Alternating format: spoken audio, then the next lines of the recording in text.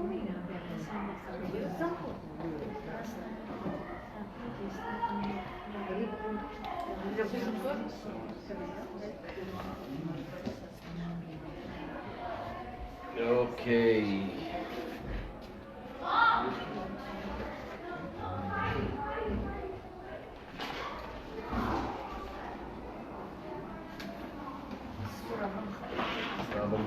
Okay, I'm only gonna.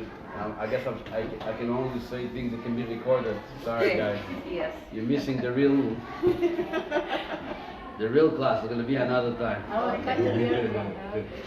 Well, unless I'm gonna tell you what to post.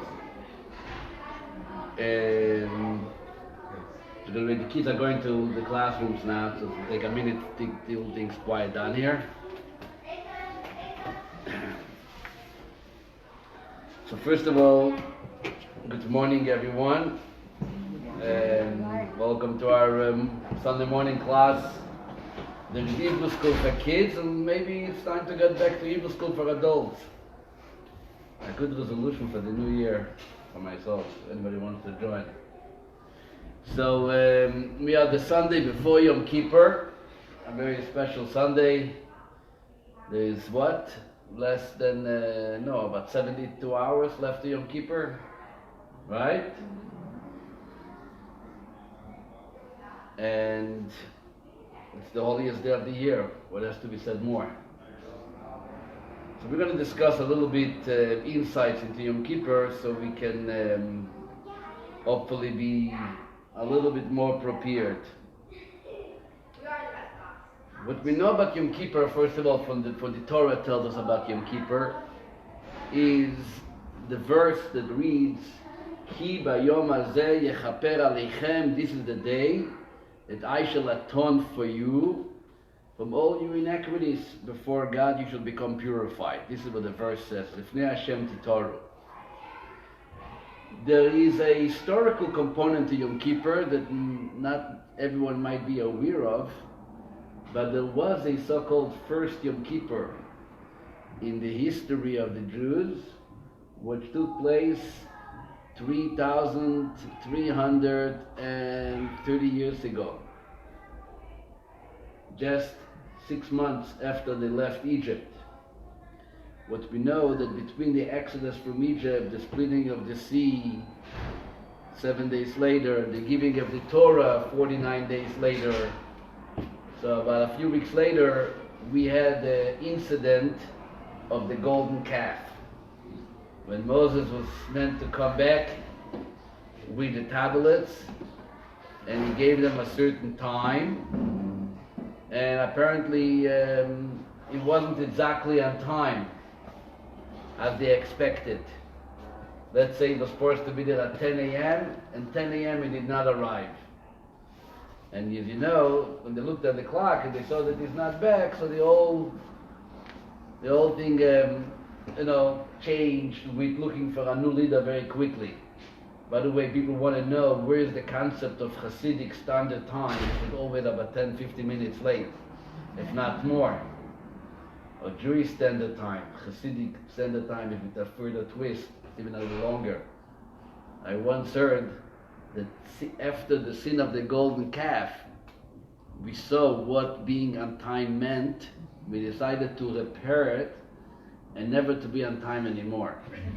This is just a tikkun, a correction for one time trying to be on time. But anyway, at that time, Moses comes down this mountain, the tablets in his hands. He realizes what happened. He smashes the tablets. And God is obviously very, very upset, to the point that he is ready to erase them on the face of the earth and maybe start over again. Thank God for Moses, who stood up there like a faithful shepherd, and he was debating with God and pleading with God and convincing God and even using very strong words, to the point that he said, if if you can't forgive them, my name doesn't belong in your book. Don't associate me with this Torah. And more. 40 days took him to convince, so to speak, God to give them a second chance. and he was invited again to the mountain, and you go through the time periods, the 40 days and the next 40 days and the final 40 days that he is called back to the mountain is exactly Yom Kippur, the day of atonement, when God told them the great words, Salachti kidvarecha, I pardon them as you had asked. And this is going to be from today on a day of forgiveness, a day of pardoning, a day of atonement. So Yom Kippur is actually, as I mentioned, has the historical component of being the first time that we were completely forgiven for everything we did wrong. We were given a new page, a new opening, a new book. And from then on, God said every year, I just want you to afflict yourself, which means stay away from physical indulgence. You shall not eat, you shall not drink, you shall not wash, bathe, anoint yourself, no intimate relationships. Anything which is physically pleasurable is what we keep away for the time period of Yom Kippur. That's called inui, that's called affliction. Affliction for the soul. We don't wear, for example, leather shoes on Yom Kippur. Sneakers. Make sure your sneakers don't have leather. First time I came to Seattle, there was a rabbi in a different synagogue told me I encourage my congregants to wear sneakers and to sneak into shul on Yom Kippur. We don't wear leather shoes. We do wear shoes, but not of leather. Today there is, thank God, these amazing looking Crocs that everybody can wear on Yom Kippur. It's not made of any leather. You know what Crocs are? I do. You do. Don't they look good? They're comfortable. Comfortable. Very good. Good answer. Good answer. Exactly. My first time, my son, after Bar Mitzvah, was davening with Crocs on his feet, not on Yom Kippur, during the week. And I told him, put on shoes. He said, Daddy, this is shoes. I said, would you go visit a king with such looking shoes? And the answer wasn't completely yes. But anyway, so, and this is what Yom Kippur became as the great day. What we are doing on Yom Kippur is mainly spending time with God. There is a lot of unique ideas about Yom Kippur which no other day on Jewish calendar has. Number one, we never pray 5 times a day. Jews pray usually 3 times a day. On Shabbat, there is an additional prayer called the Musaf, which corresponds to an additional offering called the Shabbat special offering. So we pray 4. You know, they said a story, that it was a professor was writing a book on an essay on prayer, and he went interviewing different Jews to see how does Jewish prayer works. And obviously you ask more than one Jew an opinion about something, you're right away going to get confused because you're not going to get the same answer, right? So here he comes back and is completely buckled and completely confused. And he comes to the rabbi and he said, I got to meet with you. He says, what's wrong? He says, look, I'm writing this essay on Jewish prayer and I can't get a straight answer. I met one Jew, he tells me we are praying 3 times a day. I asked another Jew, how many times do you pray? He says 5 times a day. Yet I meet another Jew, he tells me 4 times a day. You can't even make up your mind. Do you daven 3 times? Do you daven 4 times? Do you daven 5 times? How many times a day do you pray? The rabbi said, actually this time there is no confusion. You got 3 right answers. You met a Jew, with an observant Jew, comes to synagogue 3 times a day to daven every day of the year. That's what they daven 3 times a day. Then you met another Jew that he only comes once a year on Yom Kippur. But he noticed it, he did 5 prayers, so that's what he knows. He saw people praying 5 times, so he knows that prayer is 5 times. And then you met a kind of traditional Jew that Shabbat is a good time for him to come to synagogue, not on a regular Sunday or Monday. And on Shabbat he actually observed 4 prayers, and that's what his response. So there's no argument. But either way, there are 5 prayers. 5 prayers from one a very unusual prayer called the Ne'ilah. The Ne'ilah service, which is in Hebrew, the word Ne'ilah means a lock, Na'ul, Manul. This is called in Hebrew Manul. We said in Hebrew school for adults, right? So we are locking the doors.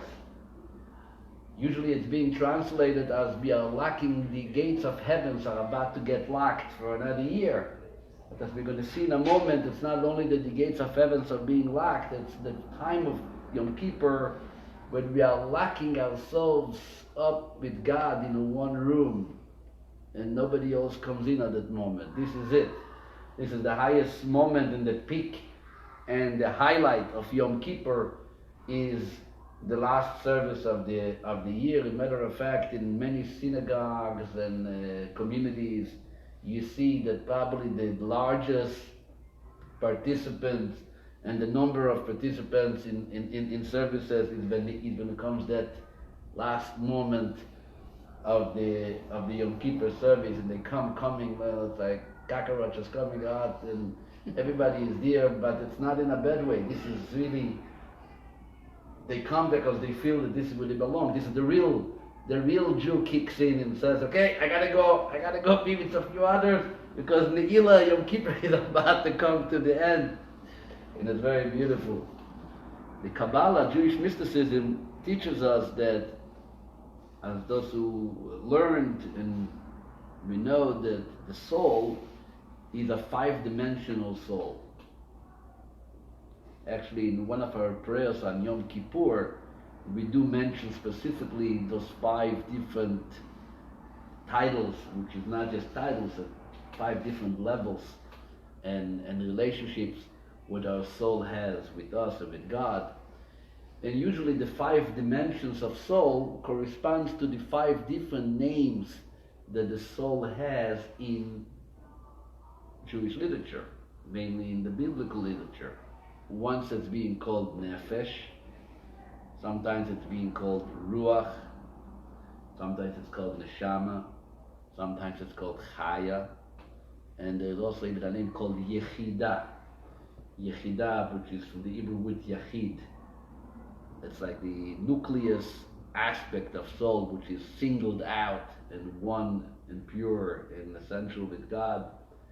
And the Kabbalah says that the 5 prayers on Yom Kippur is gradually moving from the lowest level of soul, so to speak, from Nefesh up to Ruach, up to Neshama, to Chaya, to the final point of the day, which is Yechidah, Ne'ilah, when we are locked up and one unified with God after 24 hours, not eating, not drinking. Everybody's on the same diet that day. There's no discussion what do you eat, no carbs, I don't eat no this, no that.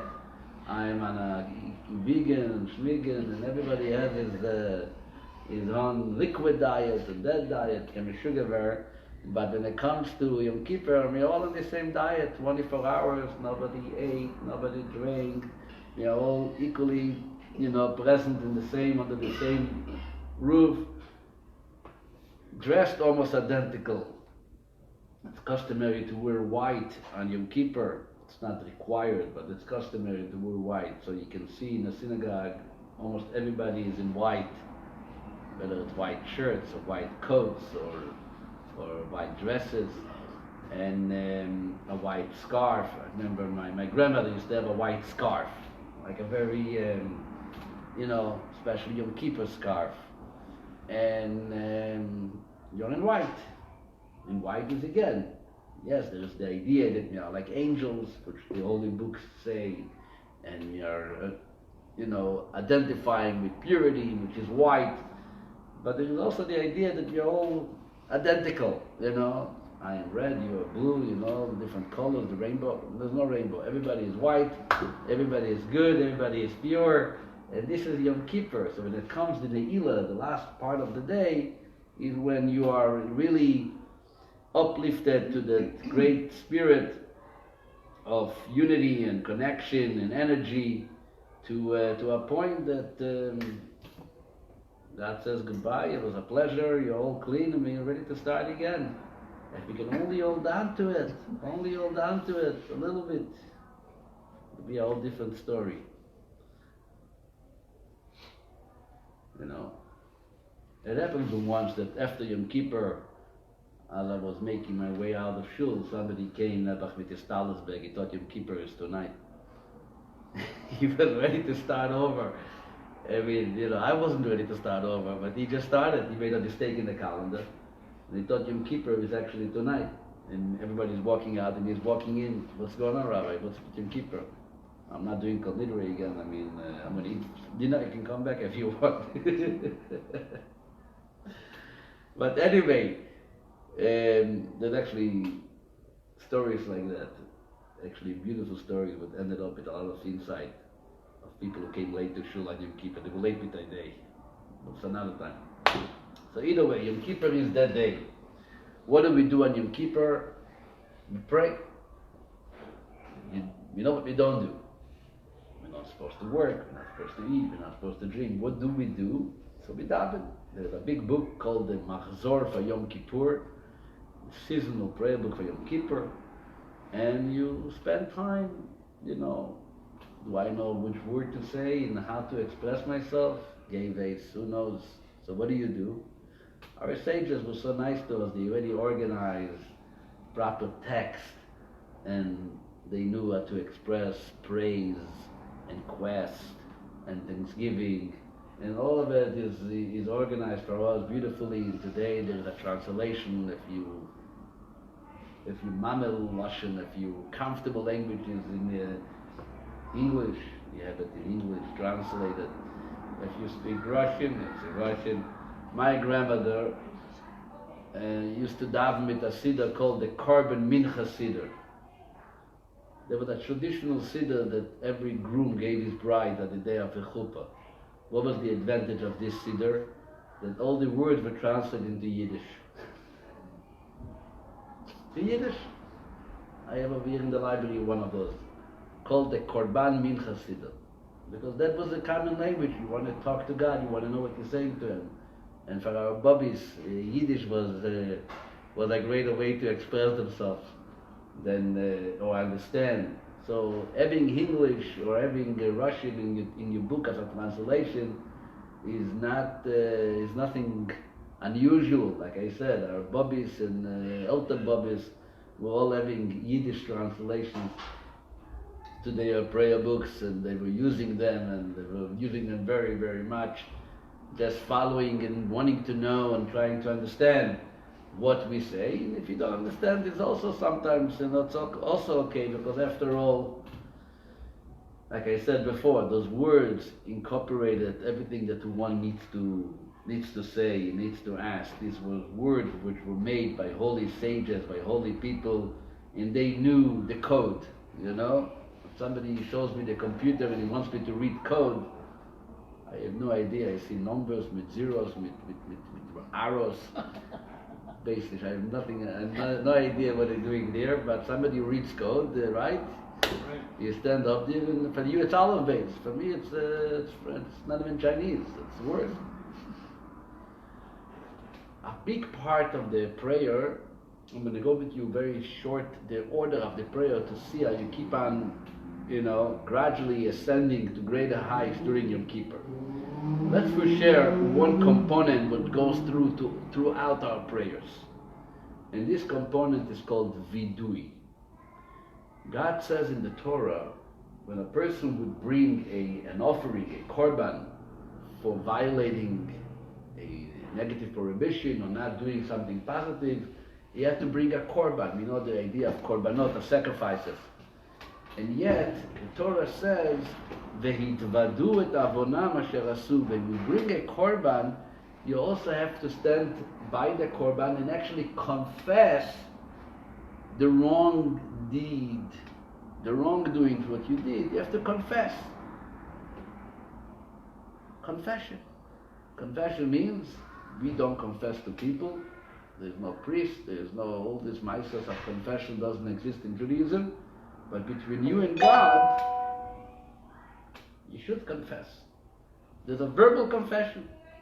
I wronged, I did such and such, and this is an expression of your regret and you resolve for a better future. This idea is called vidui. And here too again our sages organized all the possibilities in a text of confession on the alphabetical order. Isn't it great? I had a friend in yeshiva, and he said, he was looking to do wrongs, but he wasn't creative.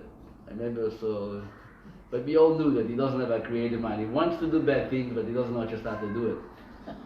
So I remember one time somebody says to him, Moshe, I have an idea for you. Take the Yom Kippur book, go through the alphabetical order of confession, you're going to know what to do. Whatever, Start following the A, the B, you're going to find a lot of good stuff, but you can mess up your life if you desire so. So in the confessional prayer, alphabetically, actually for every letter they gave us two options. Two options.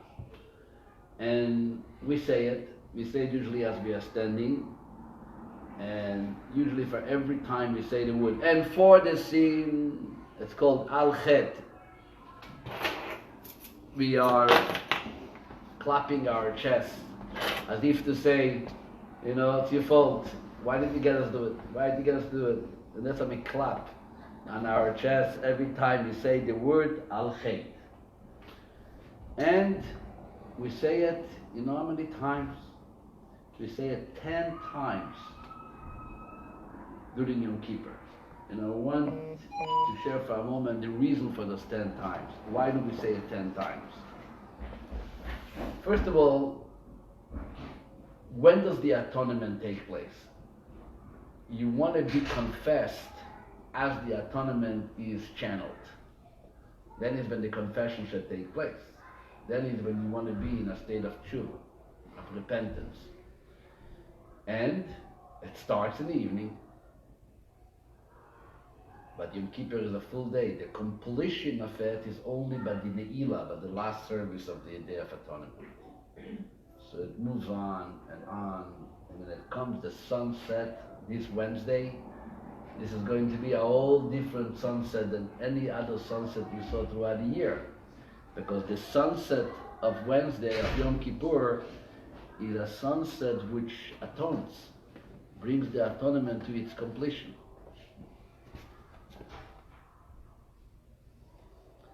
This is the type of sunset which brings the atonement to its completion. This is it.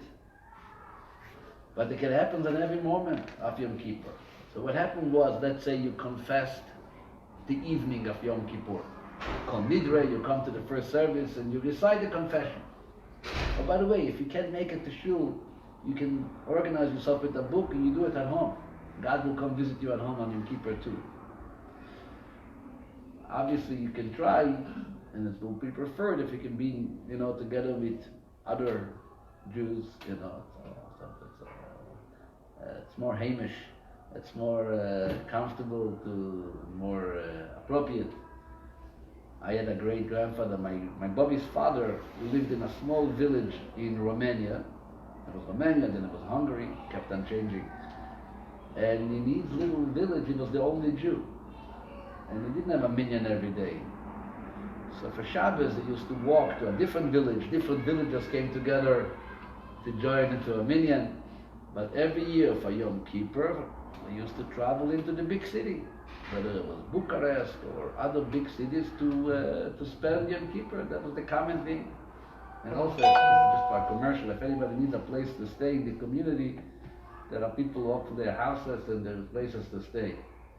I have a lot of room. You have a lot of room. She lives maybe I will move into your house. You live closer than to my house. It'll be easier to walk to you than to walk to my house. Everybody's welcome.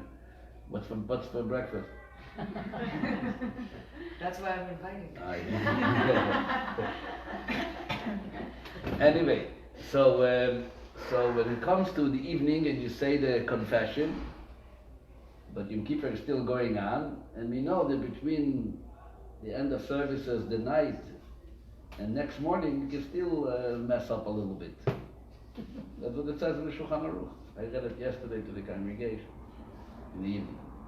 So therefore it comes in the morning, we say confession again, and between morning and noon services, the Musaf again, you see people, the mouth likes to share, especially you see someone which you would like to make a comment to the next door person, the person sits next to you, she is here today, That was the last time she was in shul.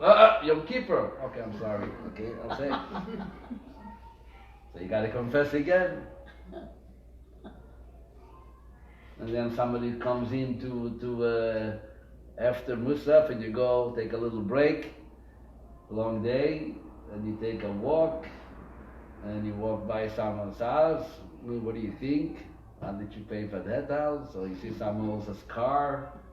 Wonder how much your husband has to pay for that car, and whatever, people are people. Even a Yom Kippur, you forget. It can be intense 24 hours. It comes to Mincha, another one. All the way to Ne'ilah, but this is like the last moment before the closing of the day. You have your final confession. You want to make sure that there's no opportunity to mess anything up in between the confession of Ne'ilah and time when the kapara, when the atonement is complete, is really achieved. So then someone asked me once, so what about if I'm going to come straight to Ne'ilah? Why do I have to start confessing and reconfessing? The peak of the day is Ne'ilah. Whatever happens in between doesn't matter. I'm going to come to Ne'ilah, work it out on the alarm clock, making sure that it happens right there and then, and I'm going to be fine. So to that person I answered a story which came to me a few years ago. Somebody was in shul Yom Kippur. By break he went home to take a little rest, but that little rest was a little prolonged. And he woke up, it was already night. Yom Kippur was over. So he had a wonderful beginning of Yom Kippur, but he did not have a Ne'ilah. He slept through. So don't be so sure that you're going to be the Ne'ilah. Okay? And I know a story of somebody who was b'maidiv in shul and he passed away after maidiv. He wasn't there, he wasn't alive later in Yom Kippur. Everyone should leave and not sleep and have a full Yom Kippur. I'm not in any way trying to hint anything, God forbid. But Yom Kippur, you gotta be present. You gotta be present in Yom Kippur. Yom Kippur is the day that we all have to be present. So we are confessing twice during the evening prayers, twice during the Shacharis prayers, twice during the noon prayers, the Musaf, twice during the Mincha, and once at Ne'ilah. What is the 10th? The 10th is a very interesting one. We have a mitzvah on Tuesday, not on Wednesday. The eve of Yom Kippur, we have a mitzvah to have a meal, to eat. Not only to eat because we are to ensure that we are protected physically on Yom Kippur itself, which is also a part of the reason. God doesn't want us to die from starvation on Yom Kippur. But at the same time, the eating is because Yom Kippur itself is a holiday which does deserve its own banquet. It deserves a meal. Happens to be that God told us to fast, but it's a very, very beautiful day. It's a very joyful day. Serious joy, but it's joyful. God is really coming together with you. He says, I'm getting to wipe everything out, atone your sins. Just hold yourself back 24 hours from not doing anything. So therefore, it deserves a meal, but you can't. So the Jewish law says, honor the day of Yom Kippur by having a meal on the eve of Yom Kippur. That's called Seudat HaMafseket, the last meal at the end, towards the end of the day. What can happen sometimes during a meal, the code of Jewish law says, you can have a little extra l'chaim. You can have a little extra wine. and not make it to Kol Nidre. Or you can choke on a bone. You want to have a nice rib steak for Yom Kippur, before Yom Kippur, you want to honor the day, and you know. And again, we didn't have a Yom Kippur. But we wanted to make sure that when Yom Kippur comes in, you are confessed. But here you're not going to be there. What's the answer? Jewish law says, before you sit down to the meal, you should recite the full confession. As if I'm starting Yom Kippur already. So whatever happens after the meal, if God forbid you don't make it to Yom Kippur, you were confessed. And that's the 10 times of confession that we do during the day. We wanted to ask them. Why not do it after? After what? After the holiday, why not do the meal after when you're actually... After the holiday, it's over. No, but kind of a special meal because you just... We do have a special meal. Actually, it's interesting that at the end of the laws of Yom Kippur, and I'm going to read you the line in Shulchan Aruch, usually people are too tired to eat and to sit down and to have a whole thing, but it says like this, that at the end of Yom Kippur service, we should sound the shofar.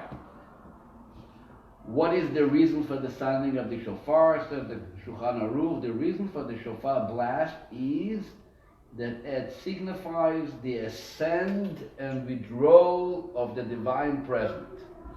God was with us for 24 hours, and now He's taking off. He's back to his original chamber. Where do we see that God's ascent brings with it a shofar blast? So it says, just like by the giving of the Torah.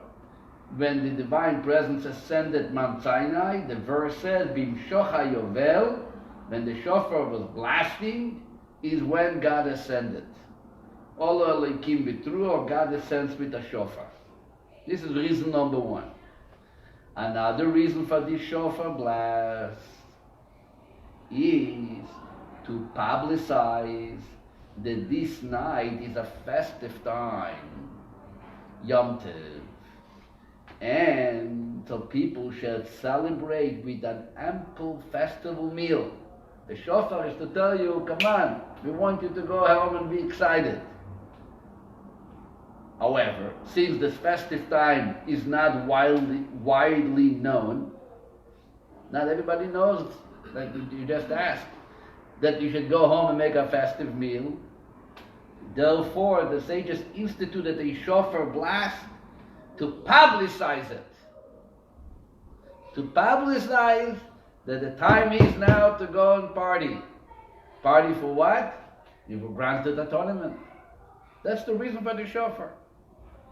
And therefore he continued, and leaving the synagogue the end of Yom Kippur, people should exchange festive greetings as it is custom on Shabbat and Yom Tov. Just like you say, good Yom Tov, good Shabbos, right? You never see people saying, oh, good Wednesday, good Tuesday, right? Why don't you say good Wednesday, good Tuesday? Because it's a day. Comes Shabbos, Shabbat Shalom, Chag Sameach, good Shabbos, good Yom Tov. So when it comes the end of Yom Kippur, the blast of the shofar is to remind us that it's time to say good Yom Tov to each other. So we should know to go home and celebrate the wonderful opportunity that was given to us with this day called Yom Kippur. Where do you find that Bedouin prayer, the one that you say before the meal? In every prayer book, In the regular prayer book that you have, the blue Hebrew English prayer book you daily the week, you're going to find it a confession for the eve of Yom Kippur. Okay, so if after class I can show you if you want to check it out. Okay, so we are confessing, we are, entering this great pool. I always call it, it's not my word, the woods of Rabbi Akiva, which actually is your site, is on Yom Kippur. When Rabbi Akiva describes the day of Yom Kippur, and he says, a wonderful, a praise and precious and worthy all of you are, that God Himself puts you under His wings and he calls it Mikveh Yisrael Hashem. He quotes the verse that God is Israel's mikveh. Just like a mikveh, a ritual bath, you come into the mikveh in a state of ritual impurity, then you come out clean.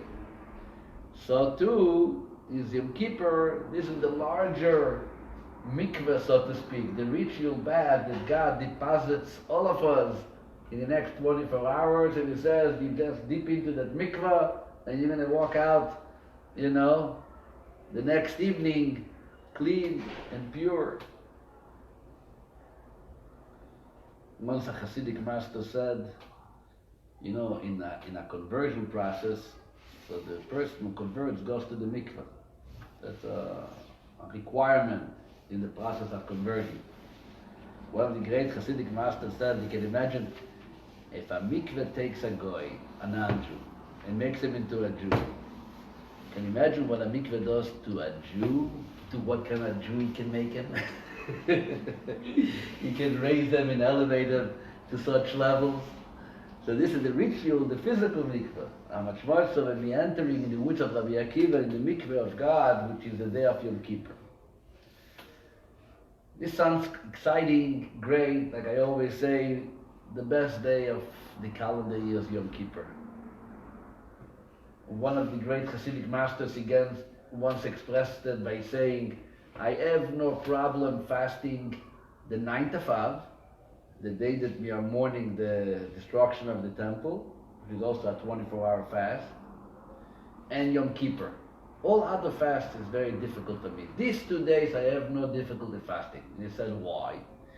He says, the 9th of Av, when you realize what we lost, how can you eat? No problem fasting. How can you eat? I have no appetite eating. On Yom Kippur he says, who wants to eat? You crazy?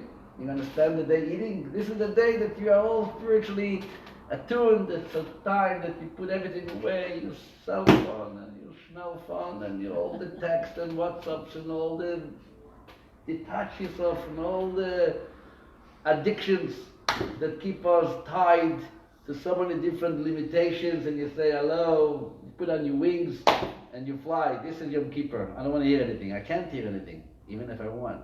I'm detached and I'm only attached to one thing. So who wants to eat? And this is the attitude. By the way, if you have that attitude, you might fast easier. In every wedding, we break a cup.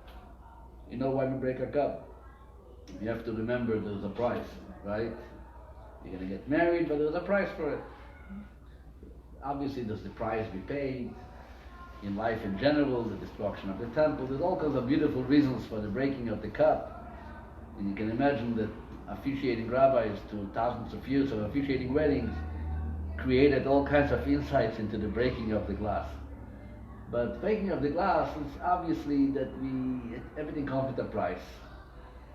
Yom Kippur also has a price. It has a price.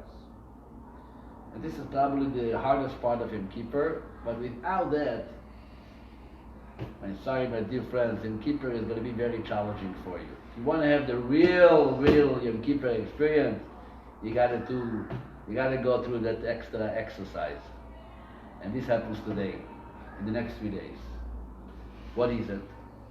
So instead of me being the prophet of rebuke, let me read you from the book of the Code of Jewish Law, and then I'm going to try just to translate it a little bit. And this is what it says. Yom Kippur does not atone for sins between a man and his fellow until he has appeased the person. Meaning, every transgression between man and God by Yom Kippur. Yom Kippur, God puts you into this wash machine, and right, you come out, you clean, Baruch Hashem. But then there is one thing, which is the sins between the transgression between man and man, that Yom Kippur will not atone until he has appeased that person. And this is, by the way, from the Talmud, quoting the verse that he mentioned in the beginning of class, כי ביום הזה יכפר עליכם לטהר אתכם מכל חטאותיכם לפני השם תתארו. Because it says in the verse, this day he will atone for you, to purify you from all your sins before God, will you be purified. The implication is that Yom Kippur atones only for, quote, sins before God, end quote. Whereas wrongs between man and man will not be atoned for by Yom Kippur unless one appeases the other person. For this reason, on the day before Yom Kippur, everyone should. And then he goes on to say, to go around and appease every individual whom he has wronged. Even if he merely angered someone verbally, he must go and appease him and request his forgiveness. This is already a hard one. Suddenly, the whole excitement, 45 minutes we spoke about a great Yom Kippur is, but now you see there's a little price to pay. I left it to the end. But really, you are tied. You are tied to this, and you can release yourself in order to have the right Yom Kippur before we do it. You go through your list. Sometimes, by the way, it seems worse than it is. You think, oh, I probably wronged so many people. You live in Bellevue. You did not meet so many people, and you did not wrong so many people. Okay? You go through your list, but might be a relative, might be a community member, might be a friend, and you go through the list, and you're going to have to pick up the phone, and you have 72 hours to make sure that you're on the same page. Oh, you can do it over the phone? You can do it over the phone. Oh. Do you want to send a massive text? I don't know if it's going to work, but Thanks, I don't need to send a message. I didn't say you. You're representing a question. Just a second, I'm going to take questions in a moment. I know there's questions, but I want to just read a few more. If the offended party is not appeased the first time, the offender should go back and try to appease him a second time with another form of consolation. If he's still not appeased, he should go to him a third time to appease him with yet another form of consolation, 3 types of flowers. Each time he goes to appease him, even at the first time, he actually says he should go with people.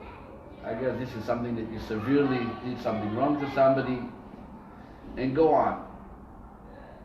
What about the one who is asked to forgive? Till now we spoke about the one who wronged the other person. What should be the attitude of the one who was asked to forgive? Says the Shulchan Aruch, the code of Jewish law, the one who is asked to forgive should not be cruel not to forgive. On the contrary, he should forgive him immediately. And here also are some more details. One last quote before moving to discussion. He says, to immediately appease and ask forgiveness of a person whom one has wronged is appropriate at any time throughout the year.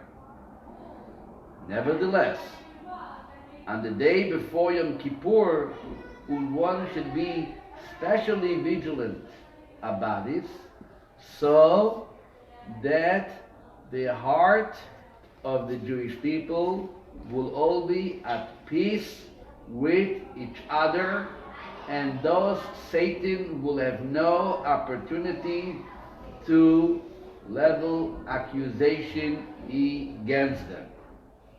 We're going back to what we spoke before Rosh Hashanah. We are dealing with something called Satan.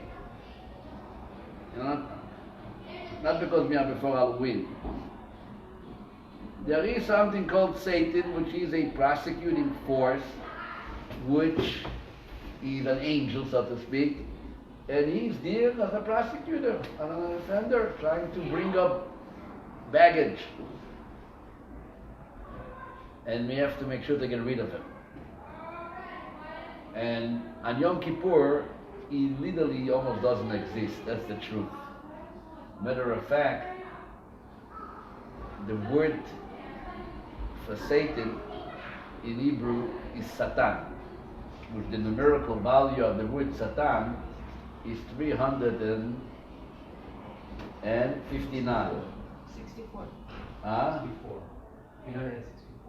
64? Ha-Satan. One day he's over. Ha-Satan. He is 5, and Shin is 300, and Tes is 9, and Nun is 50. So how much is it? 364. How many days are there in a year? 365. And our sages tell us his numerical value of his name is 364 because there's one day of the year that he doesn't function. And this is Yom Kippur. So he's not a part of the 365 days. He's only 364. Hasata. At the same time, we want to make sure to get rid of him and to get him out of our borders. And this has to do with, as the Shulchan Aruch says, when we are unified and peace with each other, then he has no place to express the accusation against us. In order to make sure that he doesn't have place, there is where we are acting with this concept called mechila, asking for forgiveness, and this is what everyone has to do, and we have to know.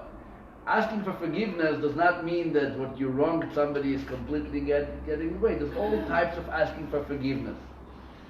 When somebody comes to ask for forgiveness, I can say, you know what, you're asking for forgiveness, spasiba, thank you, I forgive you, but I don't want anything to do with it. That's a level of granting forgiveness. Then there is, What? you didn't hear? The level of what, the last sentence? This is one level of forgiveness. You ask me for forgiveness, I forgive you, but please, stay away from my life. I forgive you. You don't Doesn't mean I have to invite you to my wedding. Right. Doesn't mean I have to make you the best man, you know, I don't know you. That was good, it's over, fine, we're on the same page, just move out. Delete. No, euch gut.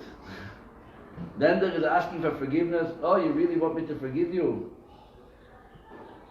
I'm very happy you came to ask me for forgiveness.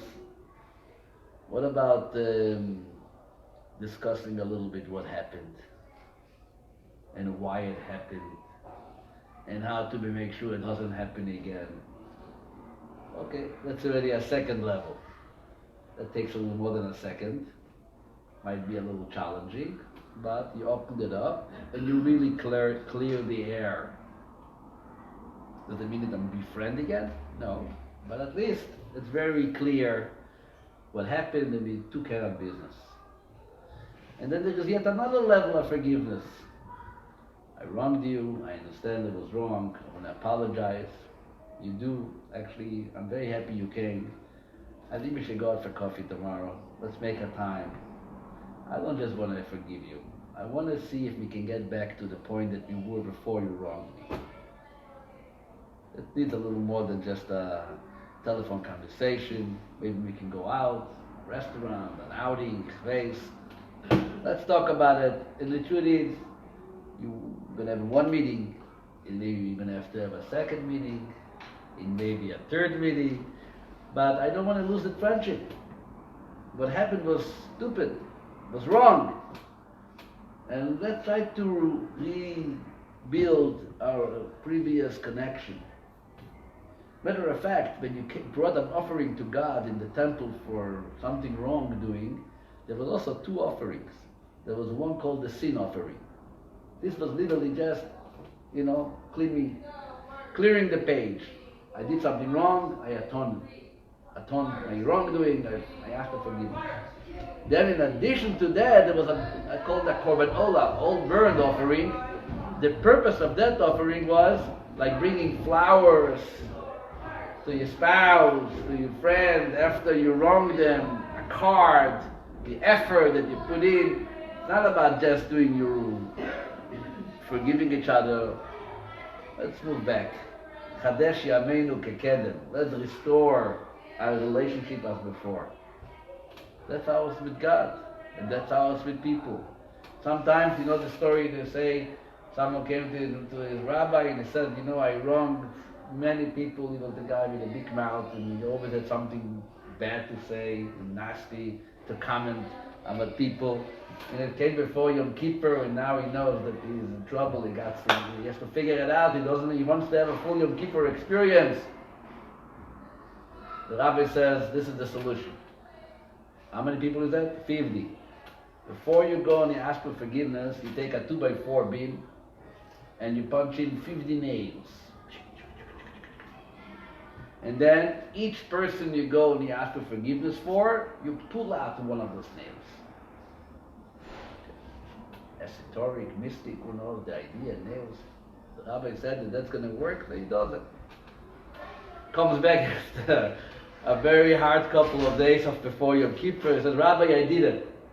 I appeased everyone. I pulled out 50 nails for every person to ask for forgiveness. And the rabbi says, no, you have the board with you? He says, yes. Can you bring it to me? Yes. They bring the board, 2x4. And the rabbi says, see, you put in a nail, and you took out a nail. For every person, you apologized. You took care of business. The hole is still here. There are 50 holes that you created, and that is still here. What are you going to do with that? For that we have Yom Kippur. Yom Kippur is filling up the holes. Yom Kippur is filling up all the cracks, all the holes. Everything is going to get filled. But we got to take out the nails. We got to take out the nails. And this is, I would say, as much as I love Yom Kippur, and I do love Yom Kippur, this is probably the holiday that I always say it makes the more sense to me. It says I atone for your sins. He decides to connect to us during that time on a level which nothing you wrong them matters. It happens. I tell my child, do something for me, and he doesn't do. Am I upset? Yes. Yet, I'm ready to forgive him. Why? Because there is a deeper connection between me and the child, especially if my child decides to do something nice. So then, who remembers? Who remembers the wrongdoings, right?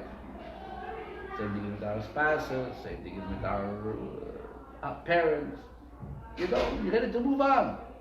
Why? Because we have this connection, this deep connection, which is above and beyond these wrongdoings. But we are not every day on that level of connection, right? Regular days, we are regular days. We want to be business as business.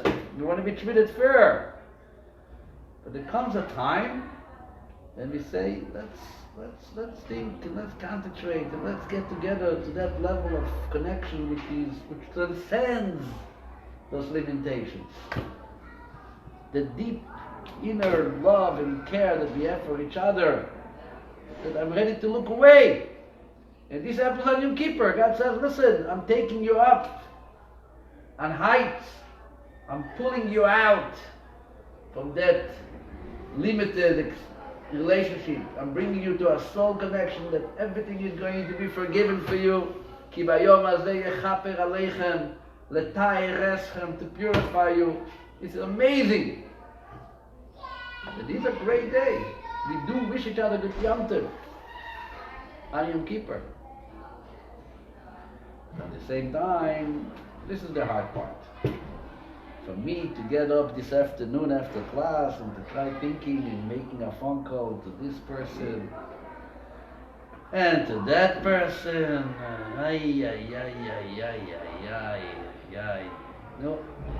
I have to do it. You pay a price. But you know what? It's worth it. It's worth it. And I will tell you why ultimately this is very, very worth it. For the same reason that we are confessing on Yom Kippur.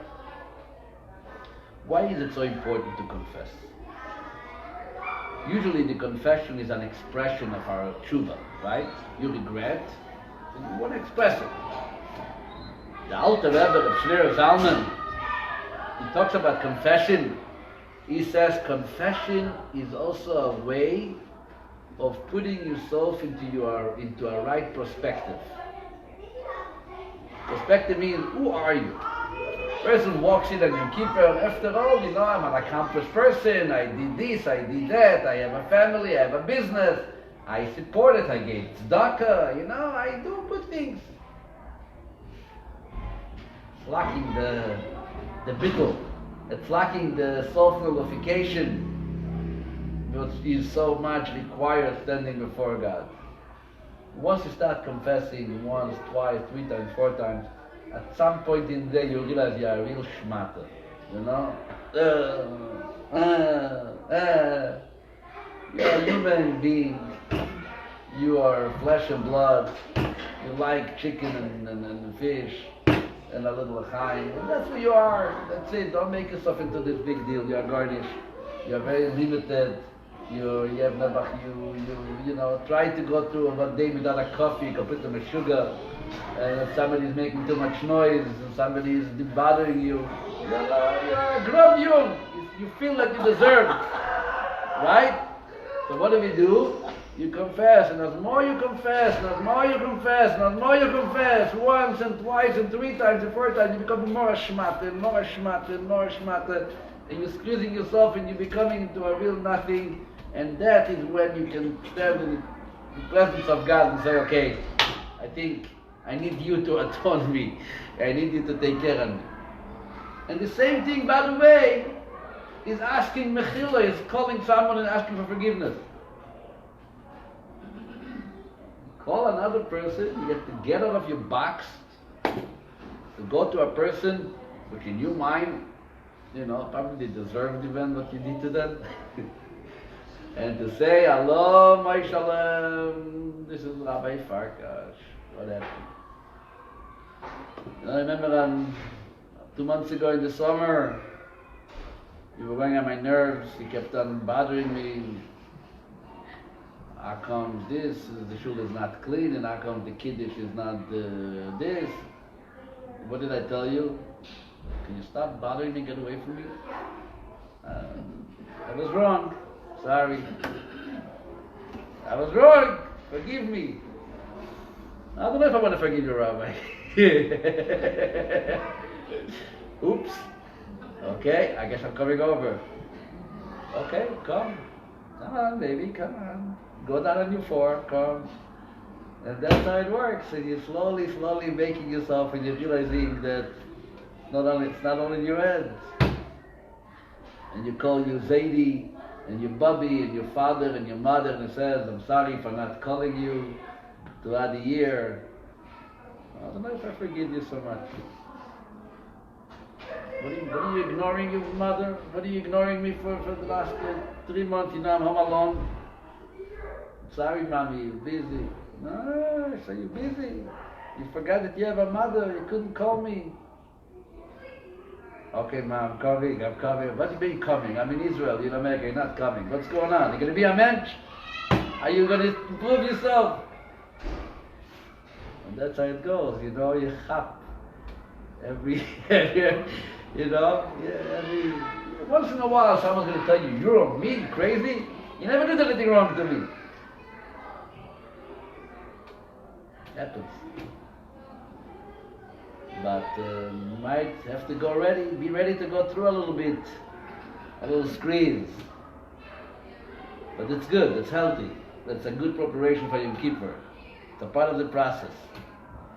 And then after Yom Kippur, God willing, we can start again, fresh, new, be blessed with a good year, a healthy year, a happy year. And it's, I'm sure God will understand that our circumstances, our conditions wasn't whole because we wanted so much not to listen to Him. Right? Big world out there.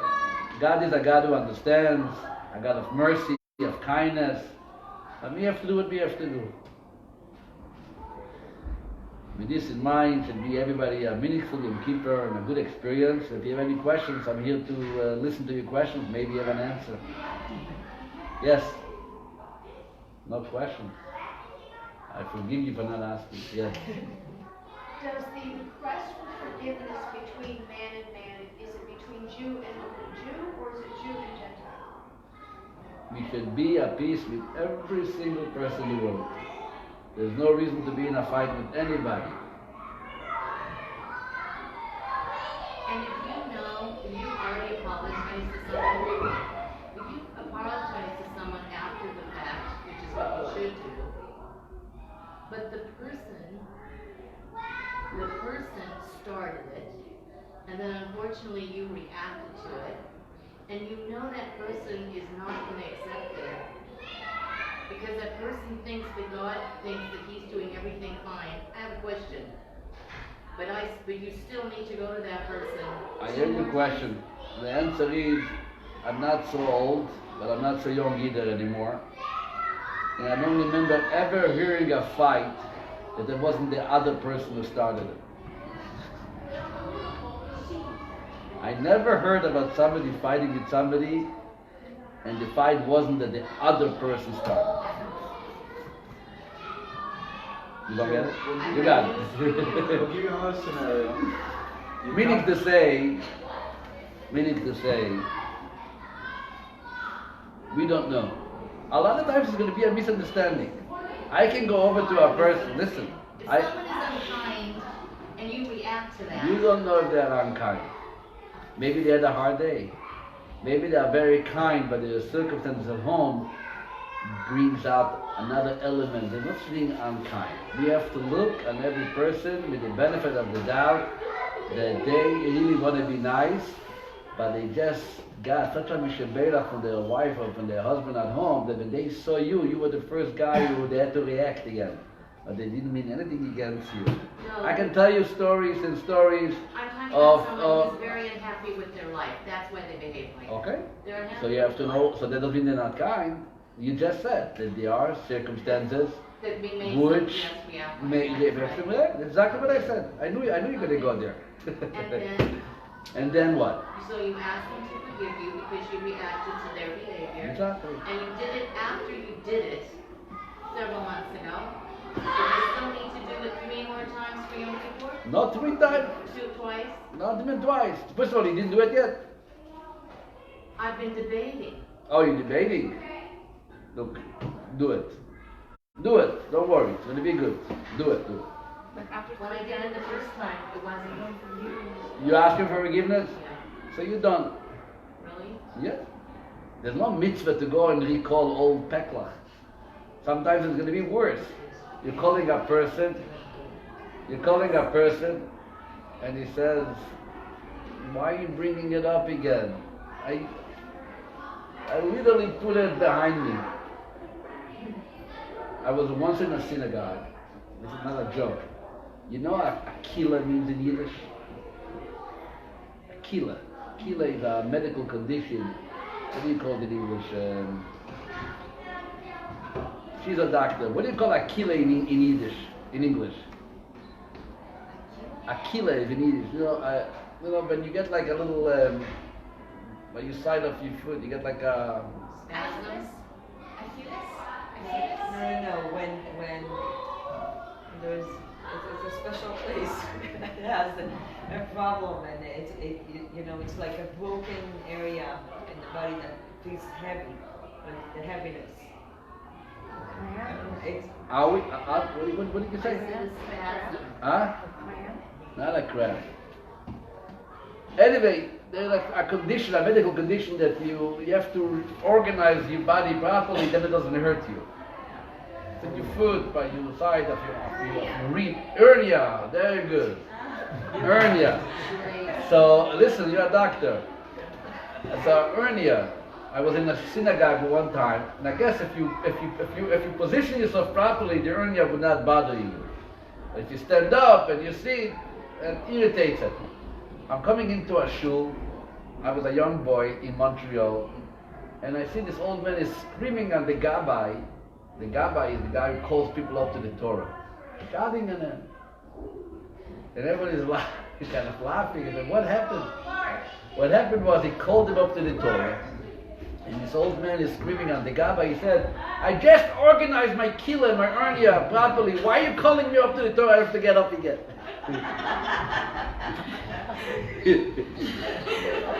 It's not a joke. You can go. So basically, what happens is, should you ask him for forgiveness that I called you up to the Torah? I mean, I called you up. I thought I'm respecting you. I'm honoring you. I'm calling you up. I have to know that you are dealing with a peckle, that you have to, position properly. Sometimes you didn't say good Shabbos to me. I walked out of shul, you did not say good Shabbos to me. I did not say good Shabbos to you.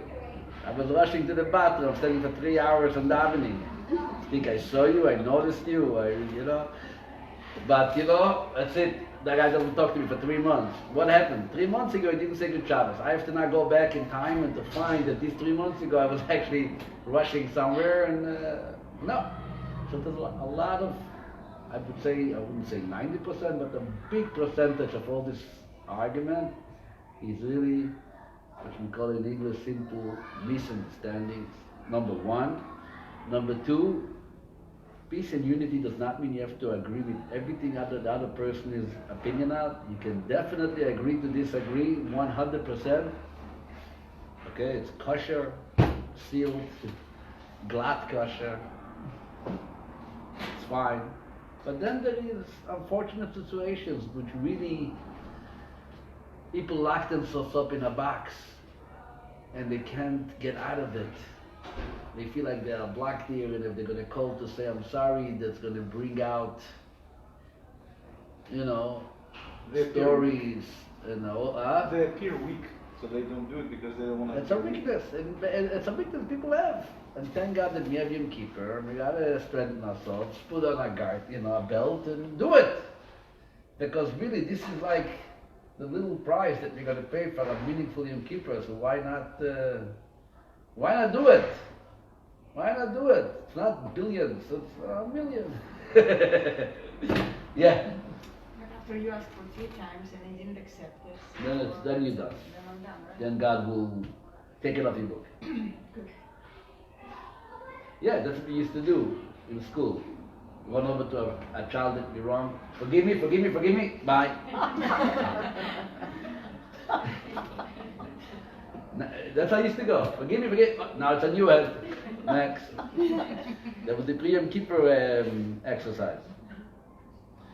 This in mind, I would like to ask you if I wronged you, if I didn't respond to your questions, I didn't give you the right answers. I apologize. I hope you can forgive me. You expect a phone call. You expect a phone call. Okay. And that's it. Should be an easy fast for everybody, and take a flyer on the way out so you see the schedule for Yom Kippur, and you should be present. Don't let Yom Kippur go. It's very important. Thank you. Yom Tov. Good day. Thank you so much, Rabbi. Thank you.